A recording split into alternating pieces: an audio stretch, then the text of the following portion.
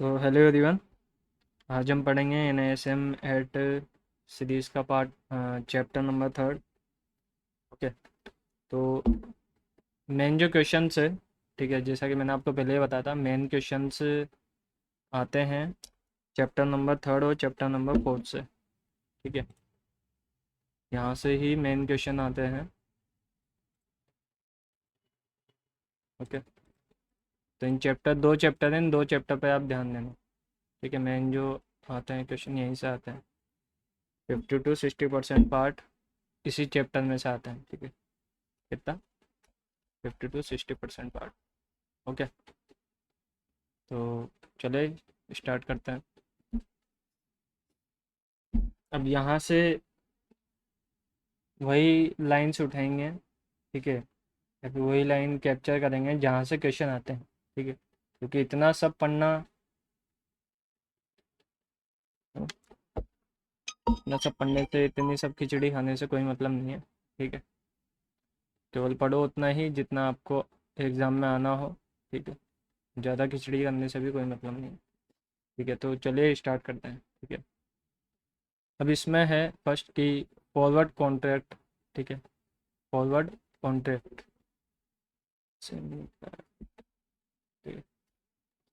Forward contract क्या होते हैं? ठीक है, तो इसमें से क्वेश्चन कहाँ से आता है? इसमें से क्वेश्चन यहाँ से आता है कि इसमें पूछता है it is a contract between two parties bilateral contract.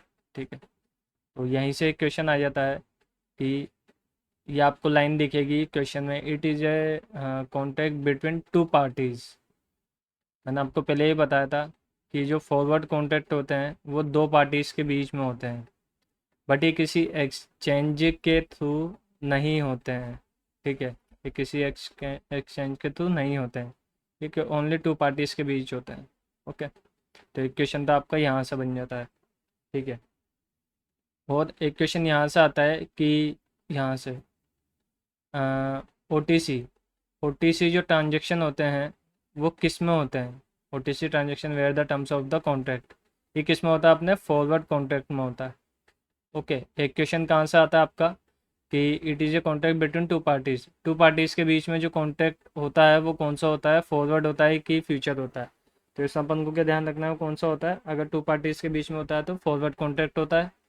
और OTC यानी ओवर द काउंटर जो कॉन्ट्रैक्ट जो ट्रांजेक्शन होते हैं वो किस कॉन्ट्रैक्ट में होते हैं? फॉरवर्ड में होते हैं, फ्यूचर में होते हैं? वो किस में होते हैं? अपने फॉरवर्ड वाले कॉन्ट्रैक्ट में होते हैं। ठीक है, और ये ओवर द काउंटर होते हैं, ये दो लोगों के बीच में होते हैं, ये किसी एक्सचेंज के थ्रू नहीं होते हैं। इतनी सी बात आपको इस वाले टॉपिक में से ध्यान में रखनी है, फॉरवर्ड कॉन्ट्रैक्ट में से। ठीक है, अब बात करते हैं फ्यूचर कॉन्ट्रैक्ट में कि फ्यूचर कॉन्ट्रैक्ट में क्या होता है।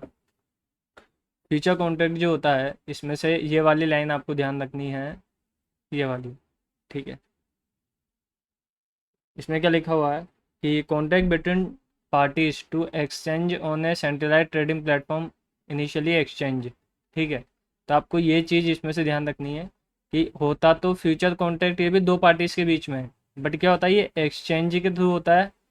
ठीक है, ये एक सेंट्रलाइज्ड होता है, सेंट्रलाइज ट्रेडिंग प्लेटफॉर्म के थ्रू ये होता है। ठीक है, ये जो एक्सचेंज सेंट्रलाइज ट्रेडिंग प्लेटफॉर्म के अकॉर्डिंग ही होता है। ठीक है, ये टू पार्टीज़ के बीच में भी ये भी होता है, बट ये किसी एक्सचेंज के थ्रू होता है। ठीक है, तो आपको यहाँ से क्वेश्चन इसमें से ध्यान रखना है कि फ्यूचर कॉन्ट्रैक्ट क्या होता है। फ्यूचर कॉन्ट्रैक्ट क्या होता है? ये किसी एक्सचेंज के थ्रू होता है। ठीक है, ये एक्सचेंज के थ्रू होता है, और ये OTC होता है, ये दोनों OTC यानी ओवर द काउंटर होता है, ये टू पार्टीज़ के बीच में होता है। ठीक है, ये भी टू पार्टीज़ के बीच में होता है, बट ये क्या होता है? किसी एक्सचेंज के थ्रू होता है, सेंट्रलाइज एक्सचेंज के थ्रू होता है। बस आपको ये ध्यान रखना है इन दोनों में से। ओके, अब ये वाली जो ये है terminology in the future market, यहाँ से ये स्टार लगा लेना इसमें। ठीक है, यहाँ से अच्छे क्वेश्चन आते हैं। ये जितने भी टॉपिक है यहाँ पे स्पोर्ट बाय फ्यूचर बाय, ये सारे क्वेश्चन आते हैं। ठीक है, अब वो कैसे कैसे आते हैं इसमें वो देख लेते हैं। सबसे पहले आता है क्वेश्चन स्पॉट प्राइस से। स्पॉट प्राइस में से क्या है देखा, the price at which an asset trade in the cash market, है ना। अब आपको ये क्वेश्चन यहाँ से आएगा, which an asset trades in the cash market. तो कैश मार्केट में कौन सा ऐसा वो है, क्या नाम से प्राइस है या फिर क्या बोलते हैं कॉन्ट्रैक्ट है या फिर कौन सा फ्यूचर मार्केट है, ठीक है, तो वो वर्क करता है, ठीक है। तो वो कौन सा है, spot price, the price at which an asset trades in the cash market. Cash market किस में काम होता है भैया, कैश मार्केट का स्पॉट प्राइस में काम होता है। ऐसे फ्यूचर प्राइस है, फ्यूचर प्राइस का क्या है, the price of the future contract in the future market. Future price किस में काम होता है, फ्यूचर मार्केट में, ठीक है। ऐसे ही कॉन्ट्रैक्ट साइकिल, कॉन्ट्रैक्ट साइकिल में क्या है, it is a period over which a contract trades the maximum number of index future contract is of 3 month contract cycle the near month, ठीक है, current month, the next month and the far month. अब ये कैसे होता है, जैसे suppose अभी क्या चल रहा है, अभी चल रहा है अप्रैल, ठीक है, तो ये जब ये कॉन्ट्रैक्ट होगा, कॉन्ट्रैक्ट साइकिल, ये क्या होता है, जैसे अप्रैल में चला, उसके बाद क्या चला, अप्रैल के बाद क्या मई में चला, ठीक है, उसके बाद कैसे चला, ये जून में चला, ओके। तो ये ऐसे चलता है। इसमें क्या बताया, 3 मंथ कॉन्ट्रैक्ट होता है ये, ठीक है। इसमें से बोलेगा 3 मंथ कॉन्ट्रैक्ट साइकिल कौन सा था, है कॉन्ट्रैक्ट साइकिल में यही होता है कि कितने मंथ का होता है। इसमें पूछता है कॉन्ट्रैक्ट साइकिल कितने मंथ का होता है, इसमें कितने मंथ का होता है, 3 मंथ का कॉन्ट्रैक्ट साइकिल होता है, ओके। इसमें पूछेगा maximum number of index future contract, ऐसा आपके क्वेश्चन आएगा यहाँ से, the maximum number of index future contract is, अब उसमें आएगा कितना, 2 महीने, 3 महीने, ऑप्शन में 5 महीने या 6 महीने। तो आपको क्या याद रखना है कि इंडेक्स फ्यूचर कॉन्ट्रैक्ट कितने महीने में होता है, maximum number of index future कितने कॉन्ट्रैक्ट में होता है, 3 मंथ के कॉन्ट्रैक्ट में होता है, ठीक है। तो आपको इसको क्लिक करना है, सब कुछ मैंने बताया ना, एग्जाम्पल अप्रैल मई और जून, ठीक है। यहाँ से वाला क्वेश्चन आता है। अगला क्वेश्चन क्या है जिसमें एक्सपायरी डे का, एक्सपायरी डे में क्या हुआ है देखते हैं। The day on which derivative contract cases to exit is the last trading day of the contract. Generally, is the last Thursday of the expiry month unless it is a trading holiday on the day.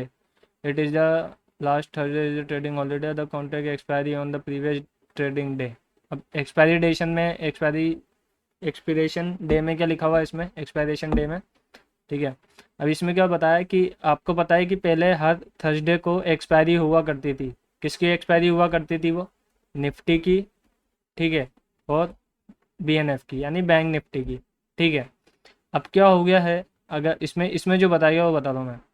पहले क्या हुआ था कि Nifty और bank Nifty की expiry हुआ करती थी, जैसे मंथली एक्सपायरी भी क्या है, सपोज कि मंथली एक्सपायरी है जैसे 30 अप्रैल को है ना, एग्जाम्पल के लिए ले लेते 30 अप्रैल को है एक्सपायरी, यानी थर्सडे 30 अप्रैल को आ रहा है, तो अपनी एक्सपायरी कब है, अब निफ्टी बैंक निफ्टी की पहले बता रहा हूँ, जैसे कि कब हुआ करती थी, जैसे 30 अप्रैल को है सपोज अभी, इस काउंटर इसके इस लाइन के अकॉर्डिंग। तो अब 30 अप्रैल को अगर ऑफ है, ठीक है, सपोज कुछ भी लीव है, तो अब जो एक्सपायरी होगी वो एक दिन पहले होगी, यानी वेनसडे को दोनों की एक्सपायरी होगी अभी, ठीक है। इस वाली लाइन में ये बताया गया है, इस वाले टॉपिक में ये वाला बताया गया है, previous day, previous trading day, है ना, the contract expiry on the previous trading day, इसमें ये बताया गया है ओनली बस। और अब तो आपको पता ही है कि मंडे को किसकी होती है, मिड कैप की होती है, ठीक है, और ट्यूसडे को किसकी होती है, फिर निफ्टी की होती है, ओके। वेनेसडे को होती है बैंक निफ्टी की,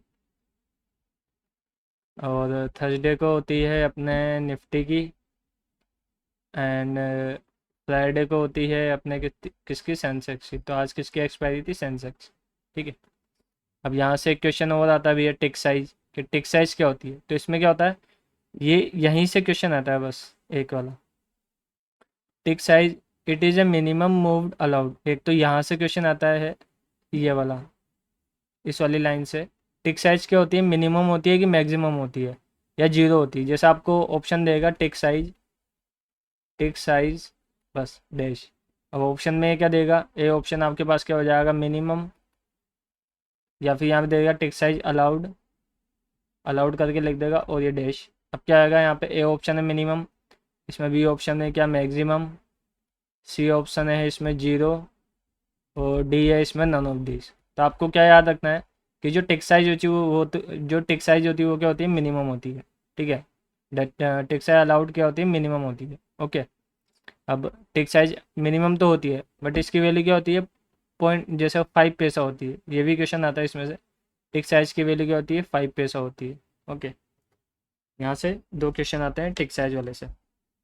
अब नेक्स्ट टॉपिक क्या है इसमें देख लेते हैं, contract size and contract value. Future contract are traded in the lots and to arrive at the contract value we have to the multiple the price with contract multiplier or lot size or contract नहीं, इसमें से नहीं आता भाई। इसमें से question आता है बेसिस में से, ठीक है। बेसिस क्या होता है, बेसिस इसमें पूछ लेता है कि बेसिस, तो सबसे फर्स्ट जो लाइन है इसमें से क्वेश्चन आता है the difference between the spot price and the future price is called basis. एक क्वेश्चन यहाँ से आता है, ठीक है, कि बेसिस क्या होता है इसमें मैं बता दूँ। बेसिस इक्वल टू क्या होता है, स्पॉट प्राइस और future price. Future price in दोनों का क्या होता है, डिफरेंस होता है, ठीक है, बेसिस। आप ऐसे इसको याद रख सकते हो, ठीक है। अब इसमें से एक क्वेश्चन और आता है कि जैसे अगर बेसिस पॉजिटिव और बेसिस नेगेटिव कब होता है, ठीक है। इसमें है एक क्वेश्चन, जैसे बेसिस पॉजिटिव और बेसिस नेगेटिव ये कब होता है। बेसिस पॉजिटिव कब होगा, जब स्पॉट की जो प्राइस है, स्पॉट की प्राइस ग्रेटर देन फ्यूचर की प्राइस से होगा, ठीक है।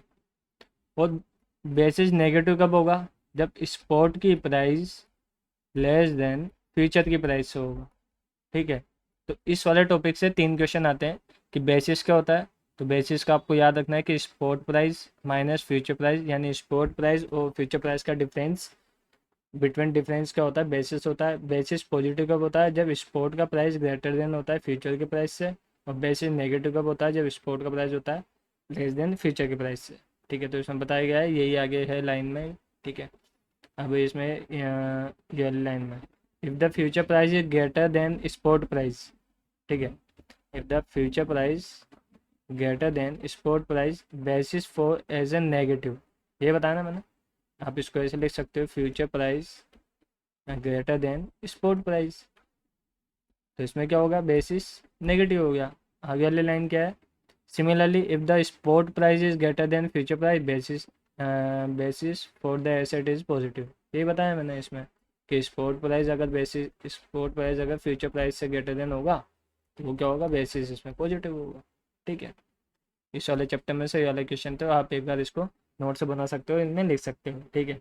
अब नेक्स्ट वाले पेज पे चलते हैं, इसमें से भी काफ़ी अच्छे क्वेश्चंस आते हैं, ठीक है। तो कॉस्ट ऑफ कैरी, जैसे फर्स्ट जो लाइन है, फर्स्ट जो टॉपिक है इसमें, कॉस्ट ऑफ कैरी क्या होता है तो देख लेते हैं इसमें। Cost of carry is the relationship between future price and spot price, ठीक है। It measure the storage cost in commodity market plus the interest that is paid to finance or carry the asset till delivery less the income earned on the asset during the holding period. For the equity derivatives, carrying cost is the interest paid to finance the purchase less minus dividend earned, ठीक है। तो इसमें से क्या question आता है, इसमें से ये क्वेश्चन आता है कि कॉस्ट ऑफ कैरी क्या होता है। फर्स्ट क्वेश्चन तो आपका यहीं से आपको देखने मिल जाएगा, cost of carry is the relationship between future price and spot price, ठीक है। कॉस्ट ऑफ कैरी, ठीक है, क्या होता है, फ्यूचर प्राइस और स्पॉट प्राइस का क्या होता है, रिलेशन होता है, ठीक है। और इसमें से एक क्वेश्चन और पूछा जाता है कि जैसे ये है क्या, कॉस्ट ऑफ कैरी है क्या, जैसे मैं समझा देता हूँ आपको कि सपोज कि किसी ने ऑयल ऑयल होता है ना, ऑयल ऑयल रखने के लिए दिया। अब उस ऑयल की सपोज कि उसके पास वो ऑयल बेचता है, बट उसके पास क्या स्टोरेज करने के लिए कोई ठीक है कोई जगह नहीं है। तो वो क्या करेगा कि उसका एक फ्रेंड है, तो उसको क्या करेगा, उसको वो स्टोर करने के लिए उसके उसके सपोज उसके उसके फ्रेंड के पास फार्म हाउस है या कुछ भी है, ठीक है। तो उसको स्टोर करने के लिए वो देगा, तो उसका स्टोर स्टोर करने के लिए उसका फ्रेंड ले तो लेगा, बट वो बोलेगा यार मेरे जगह है, तू ले रहा है तो मैं तेरे से कुछ तो लूँगा 1 मंथ बाद या 2 मंथ बाद, बस यही होता है कॉस्ट ऑफ कैरी। यानी आप कैरी करने के लिए कॉस्ट दे रहे हो आपके फ्रेंड को, ठीक है। इसमें लिखा है ना, carrying cost the interest paid, ठीक है। इसमें से वाला क्वेश्चन आता है। हम नेक्स्ट क्या है, मार्जिन अकाउंट। तो इसमें से देख लेते हैं क्या आता है question. An exchange guarantee the settlement of all the test to protect itself against default by either counterparty. It charges value margin for broker से broker in the turn charge a margin to from the customer, नहीं इसमें नहीं आता। इसमें तो margin account का simple है कि सपोज़ कि आप मैं कैसे बताऊँ। हम्म हाँ, सपोज स्टॉक्स है ना, आप कोई स्टॉक्स है, ठीक है। अब आप क्या है, उसकी एक्सपायरी, स्टॉक्स की एक्सपायरी आपको पता है क्या होती है, मंथली होती है, ठीक है। अब आपने क्या किया कि स्टॉक का आप ऑप्शन बाय करके ले गए हो।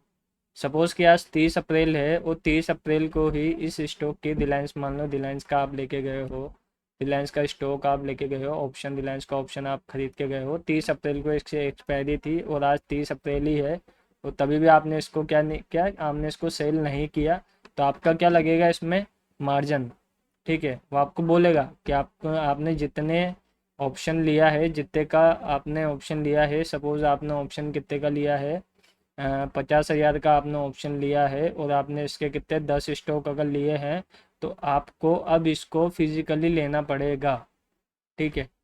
तो आपको फिजिकली लेने के लिए इसको जो अमाउंट जमा कराना पड़ेगा वो 5 लाख आपको अमाउंट जमा कराना पड़ेगा इसमें, ठीक है।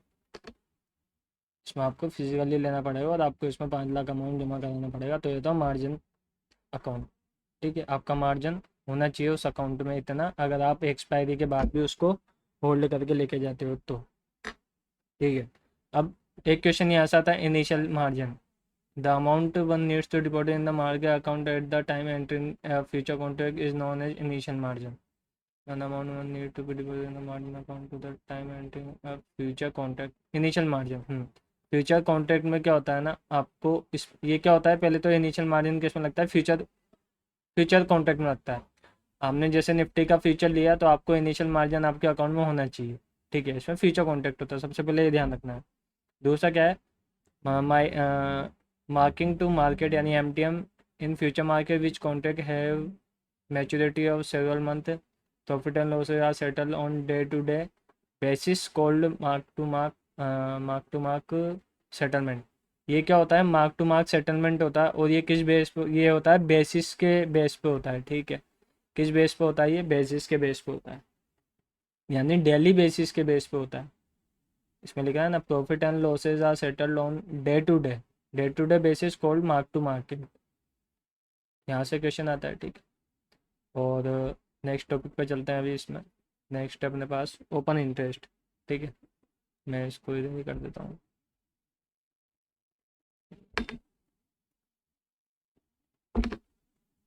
नेक्स्ट क्या है इसमें अपने पास, ओपन इंटरेस्ट। ओपन इंटरेस्ट में क्या है, देखा, an open interest the total number of contract outstanding for the level of open interest and acid depth में, इसमें से नहीं आता। बाकी लॉन्ग पोजीशन, शॉर्ट पोजीशन आपको याद है इसी कि, जैसे प्राइस बैंड में क्या, price band essentially the price range within which a contract is permitted to trade during day, नहीं आता, इसमें से भी नहीं आता। ये आता है कि लॉन्ग पोजीशन शॉर्ट पोजीशन की होती है, जैसे outstanding buy position is a contract is called क्या, long position. Outstanding sell position is a contract is called short position. इतने आते हैं भाई, ये वाले क्वेश्चन में आता है छोटे छोटे के अंदर, यहाँ आता है, यहाँ से आते क्वेश्चन। आउटस्टैंडिंग बाय पोजीशन उसको क्या बोलेंगे आप, long position. Outstanding sell position उसको क्या बोलोगे आप, शॉर्ट पोजीशन, ठीक है। अब कहाँ से क्वेश्चन आता है, अब क्वेश्चन आता है भैया इस वाले से, ओपन पोजीशन नहीं आता कोई भी क्वेश्चन, यहाँ से आता है naked and calendar spread position. अब कैलेंडर स्प्रेड पोजीशन क्या होता है, मैंने आपको एक चीज़ बताई थी अभी पिछले वाले टॉपिक में, ठीक है। वही वही चीज़ आएगी इसमें। Okay, naked position in future market simply means a long और short position in any future contract without having any position in the underlying asset. Calendar spread, इस अभी क्या होता है, नेकेड में क्या हुआ, इसमें क्या बोला गया, naked position in the future market simply means a long या फिर short position in any future contract without having any position in the underlying asset, ठीक है। अब ये क्या बोला गया है, जो हम मैंने अभी पहले बात कही थी कि निफ्टी का आप फ्यूचर लेके गए हो, जिसकी एक्सपायरी, मंथली एक्सपायरी कब होती है अपने, last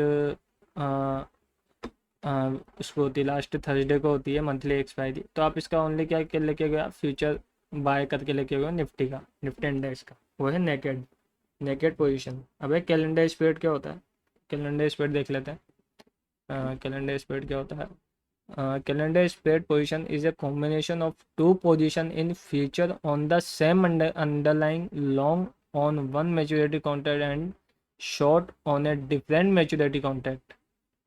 Calendar spread position is a computed with respect to the near month series and becomes an open position once the near month contract expire or either of the offsetting position is closed. ठीक है, calendar spread always depend with regard to the 11 months spread between August contract and September contract, August contract and October contract and September contract and October contract. Okay okay okay, ठीक है, मैं समझ रहा हूँ क्या होता है इसमें। कैलेंडर स्प्रेड में क्या होता है कि सपोज आपने लिया कौन से अगस्त का कॉन्ट्रैक्ट लिया आपने, अगस्त के बाद सितंबर का है, ये सितंबर के बाद क्या है, अक्टूबर का है। ठीक है, अब आपने जो लिया कैलेंडर स्प्रेड के हिसाब से, ठीक है, वो क्या लिया आपने, ये 3 मंथ का होता है, मैंने आपको भी पहले बताया था इसमें भी। वो क्या होता है, जैसे आपने अगस्त का लिया तो अगस्त का आप इसको स्क्वायर ऑफ करने की बजाय आप इसको कैलेंडर स्प्रेड के अकॉर्डिंग आप इसको सितंबर में कन्वर्ट कर सकते हो। जैसे सितंबर ख़त्म हुआ आप उसको किस में कर सकते हो, अक्टूबर में कर सकते हो। ठीक है, अक्टूबर का आगे फिर जैसे 3 मंथ का रिवर्स होके आप क्या कर सकते हो, इसमें फिर से नवंबर में इसमें आगे कर सकते हो। ठीक है, तो ये कहाँ तक चलेगा, बस ओनली 3 मंथ तक ही वैलिड होता है कैलेंडर स्प्रेड भी। ठीक है, आपको इतना सा ध्यान रखना है इस वाले टॉपिक में से। ठीक है, अब आगे देख लेते हैं आगे कहाँ से क्वेश्चन आते हैं इसमें। आगे ओपन क्वेश्चन है, क्लोजिंग क्वेश्चन है, वही है फॉरवर्ड और फ्यूचर जो ऊपर पढ़ा था अभी। ठीक है, तो नेक्स्ट पेज में देखते हैं नेक्स्ट पेज में क्या है। मोस्ट ऑफ के लिए हो गया। ठीक है, यहाँ से क्वेश्चन देख लेते हैं। यहाँ से तो और क्वेश्चन नहीं आता, यहाँ से इसमें से जो एक क्वेश्चन आता है। ठीक है, सेकंड चल जाओ भाई। हम्म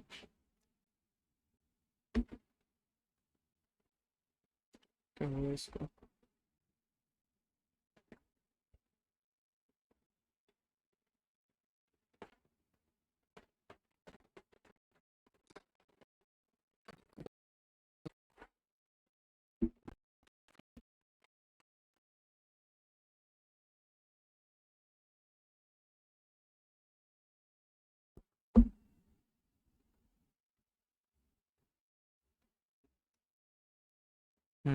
नहीं ध्यान में। यहाँ से क्या क्वेश्चन आता है, इसमें से यहाँ से क्वेश्चन आता है कि cash and carry model of future pricing. ठीक है, इसमें से यही क्वेश्चन आता है, कैश एंड कैरी मॉडल है ऑल्सो नोन है नॉन आर्बिट्राज मॉडल। तो इसमें से केवल यही क्वेश्चन आता है कि कैश एंड कैरी जो मॉडल होता है वो क्या होता है, आर्बिट्राज मॉडल होता है कि नॉन आर्बिट्राज मॉडल होता है। ठीक है, इसमें से ये वाला क्वेश्चन है, इसको थोड़ा छोटा कर लो। ठीक है, इसमें से क्वेश्चन आता है यहीं से, non arbitrage and arbitrage model, यही सही था, है ना। यहाँ से क्वेश्चन आता है, इसमें से केवल यहीं से क्वेश्चन आएगा कि कैश एंड कैरी मॉडल क्या होता है, आर्बिट्राज मॉडल होता है, नॉन आर्बिट्राज मॉडल होता है, तो याद रखा नॉन आर्बिट्राज मॉडल होता है अपना। ठीक है, cash and carry model. Okay, अब आगे देखते हैं आगे वाले में से। पे ऑफ चार्ट वगैरह ये है, ये नहीं पूछाएगा, ये नहीं पूछेगा भाई, ये कुछ भी है ना, कुछ नहीं पूछेगा इसमें। बाकी टैक्सेस एक्सेस डिमांड है। ठीक है, अब आगे वाले में से जैसे आता है क्वेश्चन, हाँ, एक्सटेंशन। ओके, अब आ गया। ठीक है, जैसे और यहाँ पे है, यहाँ से क्वेश्चन आता है। ठीक है, 10वां, इसके पहले ये वाला पेज है, ये वाला। ठीक है, इसमें क्या होता है, ठीक है, इसमें देख लेते हैं ये यूजर्स ऑफ इंडेक्स फीचर। तो equity derivative instrument facility trading of a component price risk which is inherent to investment security. नहीं, यहाँ से नहीं आता क्वेश्चन, यहाँ से आता है अनसिस्टेमेटिक रिस्क और सिस्टेमेटिक रिस्क। ठीक है, इन दोनों में से क्वेश्चन पूछा जाता है ना। केवल आपको इसमें यही ध्यान रखना है पूरी लाइन में से, केवल यहाँ से आएगा question, this risk could be reduced to a certain extent by diversifying the portfolio. Only आपको यही चीज़ ध्यान रखनी है इसमें से। ठीक है, जब आपको इसका मैं आगे क्वेश्चंस कराऊंगा, ठीक है, तब आपको केवल यही चीज़ ध्यान रखनी है कि कहाँ से कौन सी लाइन में से कहाँ से क्वेश्चन आ रहा है। ठीक है, आपको पढ़ना तो जैसे आप पूरा पूरा भी पढ़ सकते हो, बाकी मेरे अकॉर्डिंग जैसे आप पढ़ोगे तो उसमें आपको क्या है ना, क्वेश्चंस अपने आप ही इजीली याद होने लगेंगे। जैसे आपको क्या याद रखना है, दिस कुड बी रिड्यूस्ड, आपको केवल ये चीज़ ध्यान रखनी है बस, this risk could be reduced. अब इसमें क्या है, दूसरे वाले में हम इसको यहाँ से but the left non diversified portfolio in the mask this called assessment risk, ठीक है। और इसमें आएगा नॉन डाइवर्सिबल पोर्शन और the market risk called systematic risk, यानी ये क्या होती है, कुड नॉट, ये होती है जैसे कुड भी रिड्यूस्ड होती है, और ये होती है could not be reduced. Only आपको यही ध्यान रखना है, क्योंकि क्वेश्चन जो बन के आएगा वो ऐसे ही बन के आएगा कि जो अनसिस्मेटिक रिस्क होती है वो क्या होती है, रिड्यूस्ड होती है या नहीं होती है। तो आपको अनसिस्मेटिक रिस्क में क्या ध्यान रखना है कि ये रिड्यूस्ड होती है, अनसिस्मेटिक रिस्क क्या होती है, ये रिड्यूस्ड नहीं होती है। ठीक है, अब एक क्वेश्चन यहाँ से बन के आता है कि बीटा क्या होता है। ठीक है, तो बीटा आपको ध्यान रखना है कि बीटा की केवल पूछता है कि बीटा अगर ग्रेटर देन 1 से है तो वो एग्रेसिव होता है। ठीक है, आपको यही चीज़ ध्यान रखनी है, एग्रेसिव होता है। और अगर बीटा की वैल्यू लेस देन 1 है तो तो बीटा क्या होता है, वो कंजर्वेटिव होता है। ठीक है, बीटा क्या होता है, कंजर्वेटिव होता है। दोबारा बता देता हूँ, इसमें लिखा हुआ है पोर्टफोलियो हैविंग बीटा है more than 1 are called aggressive. ठीक है, बीटा की वैल्यू अगर मोर देन 1 होती है तो बीटा क्या होता है, अपना एग्रेसिव होता है। ठीक है, और अगर बीटा की वैल्यू अपने लेस देन 1 होती है तो बीटा क्या होता है इसमें, आर कॉल्ड कंजर्वेटिव, यानी less than 1, beta less than 1 is called conservative scripts. ठीक है, पोर्टफोलियो ये क्या होता है, कंजर्वेटिव, कंजर्वेटिव। ठीक है, तो इतना सा इसमें से ध्यान रखना। तो आगे देखते हैं, आगे कहाँ से क्वेश्चन आता है। आगे यहाँ से क्वेश्चन आता है, लॉन्ग है या शॉर्ट है या नहीं पूछता है, जो क्वेश्चन के बारे में नहीं पूछता।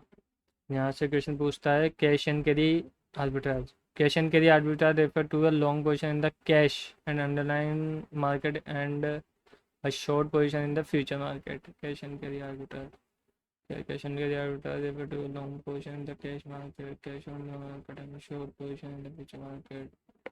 Okay, future market.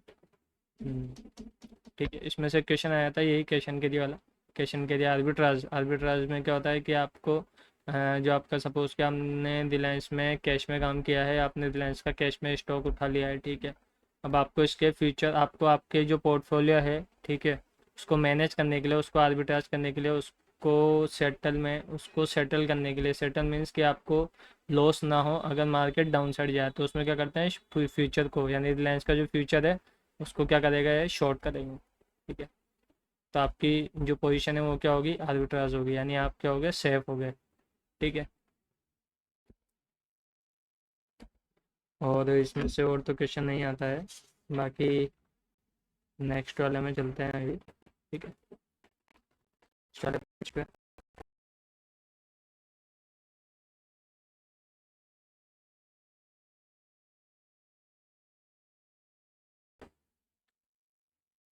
नेक्स्ट वाले पेज पे क्या है देख लेते हैं। तो लास्ट वाला होगा। ठीक है, इसमें क्या है, इसमें कहाँ से क्वेश्चन आता है, इसमें क्वेश्चन यहाँ से आता है कि फेयर प्राइस क्या होती है। ठीक है, फेयर प्राइस के बारे में क्वेश्चन आता है। तो फेयर प्राइस क्या होती है, spot price plus cost of carry minus inflow. Inflow वही कि जैसे सपोज़ कि हमने ऑयल का एग्जांपल मैंने पहले दिया था कि ऑयल आपने रखा सपोज़ इसमें कितना, 1,000 के रेट में रखा। ठीक है, प्लस उसकी कॉस्ट कितनी आई, 100 रुपये आई। ठीक है,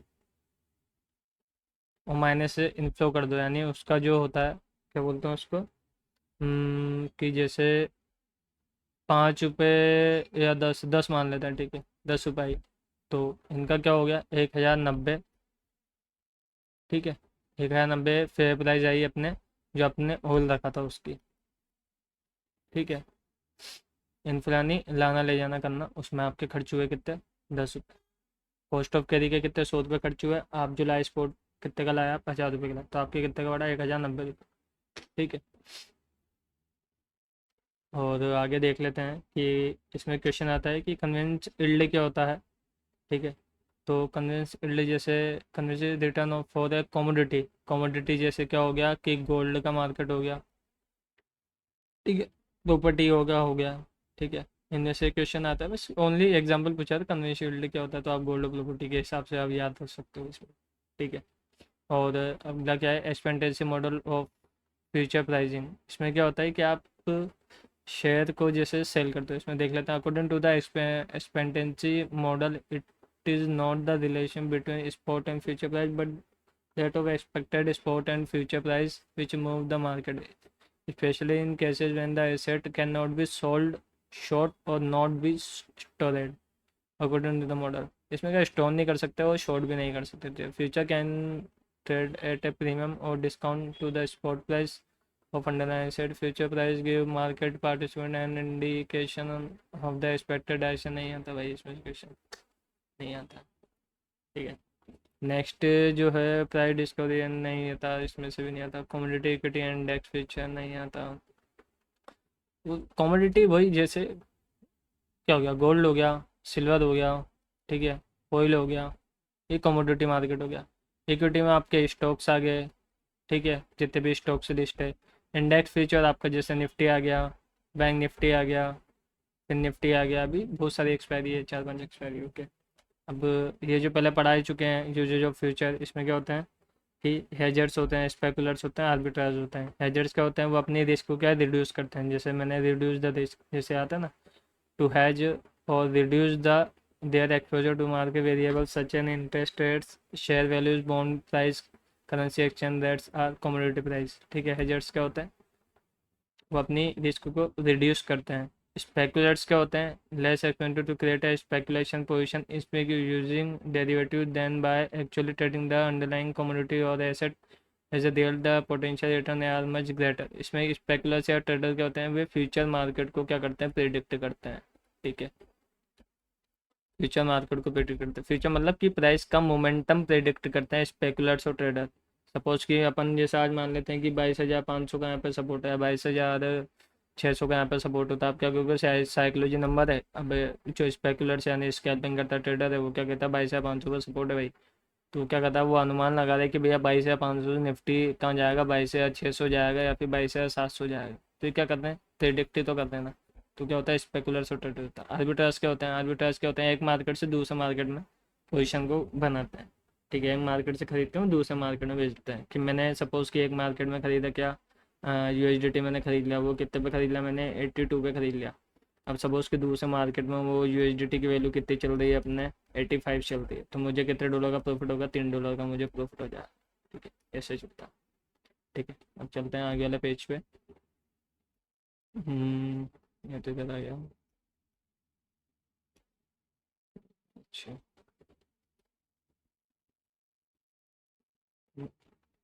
लास्ट वाले में। ठीक है। अब इसमें क्या होता है ना, ठीक है, ये हो गया पेज। अब इसमें से क्वेश्चन पूछा जाता है कि बैकवार्डन और कोटेंगो मार्केट क्या होता है। ठीक है। इसमें से क्वेश्चन पूछा जाता है, तो बैकवार्डन अपने मार्केट क्या होता है, इसमें पढ़ लेते हैं एक बार। If future price is lower than spot price of an asset और if the far month future prices are lower than the current month future price, it is called backwardation. आपको सिंपल सा ध्यान रखना है कि जब भी क्या लिख रखा है इसमें, future price is lower than spot price. Future price जब फ्यूचर प्राइस क्या हो, स्पॉट प्राइस से क्या लोअर हो, ये। ठीक है। Future price is lower than spot price, तो आपका क्या होगा इसमें, बैकवार्डन होएगा। और कोटेंगो में क्या रहेगा, कोटेंगो में स्पॉट प्राइस ज़्यादा रहेगी। इसमें देखो पता लगा, the future price higher than spot price, future price higher than spot price, तो ये क्या होगा अपना कोटेंगो होगा।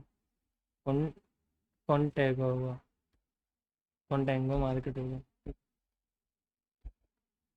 सिंपल है, 2 लाइन है, आपको ये याद रखना है बस।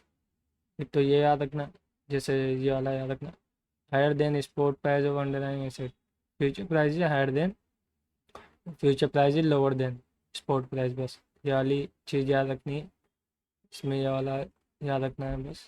ठीक, जिसमें आपको पता गया बैकवर्ड है ये वाला। ठीक है, अब ओके। बाकी लास्ट लाइन में भी यही है कि the future price are lower than the spot price of the asset. ठीक है, ये हो गया। ठीक है, हो गया बैकवर्ड मार्केट। बीटा के ऊपर क्वेश्चन आते हैं।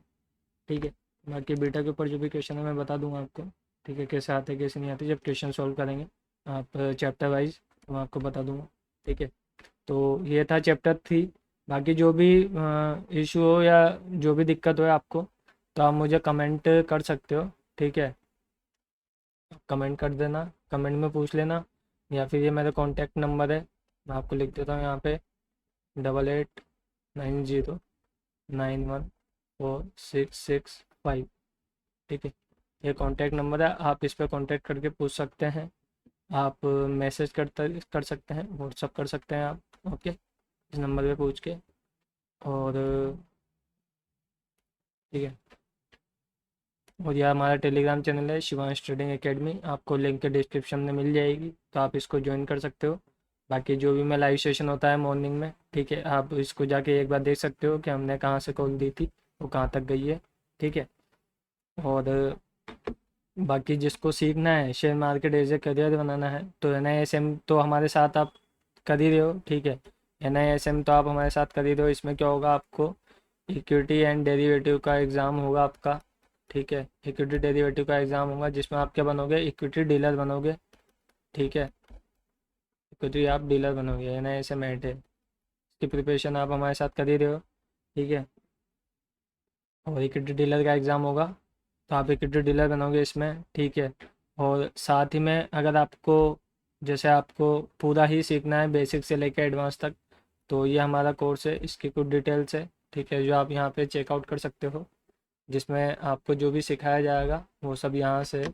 ठीक है, कल से नया बैच स्टार्ट हो रहा है। ठीक है, तो इसमें जो भी टॉपिक है, ट्रेंड ऑफ मार्केट है, how to do support resistance, ये सारे आप चेकआउट कर सकते हो एक बार, लिस्टें दे रखी है आपको। ठीक है, मार्केट कैलकुलेशन, एसएल हंटिंग है, मार्केट जो पूरा चलता है ना एसएल हंटिंग के अकॉर्डिंग चलता है। ठीक है, फॉरेक्स मार्केट हो, इंडियन हो, क्रिप्टो, कुछ भी हो। और ये जो सीक्रेट हीरो जीरो है, आपने भी देखा होगा कि 5 डेज अपनी एक्सपायरी है। अब एक एक्सपायरी तो चलना ही चलना है। ठीक है, चलती है पूरे 1 वीक में से। ठीक है, आपने देखा होगा कि अ, अभी आपने देखा होगा कुछ टाइम पहले ही मिड कैप की एक जो एक्सपायरी थी, एक एक 2-2 रुपए वाले प्रीमियम कितने कितने गए थे, 100 100 150 150 गए थे। ठीक है, तो इनको कैसे कैच करना है, कल जैसा आपने देखा होगा कि निफ्टी की एक्सपायरी जो थी, 10-10 20-20 वाले प्रीमियम कितने गए थे, वहाँ पे भी 120 150 200 गए थे, वो कैसे कैप्चर करना है। और अगर आज आपने सेंसेक्स वाली एक्सपायरी देखी होगी, ठीक है, तो उसमें जो 16 17 या 20 वाले प्रीमियम थे, वो कैसे 150 200 गए, इनको कैसे कैप्चर करना है, तो ये सीक्रेट स्ट्रेटेजी है हमारी। ठीक है, बाकी ये फीस है, फीस भी मैं आपको इसमें बताता हूँ क्या फ़ीस है। ठीक है, इसमें फ़ीस है हमारी कितनी, 12,000 फीस है आपको। आप जब एक ही हीरो जीरो ट्रेड पकड़ लोगे तो आपकी ये फ़ीस तो वैसे ही रिकवर हो जाएगी। ठीक है, बाकी मेरा लाइफ टाइम सपोर्ट है।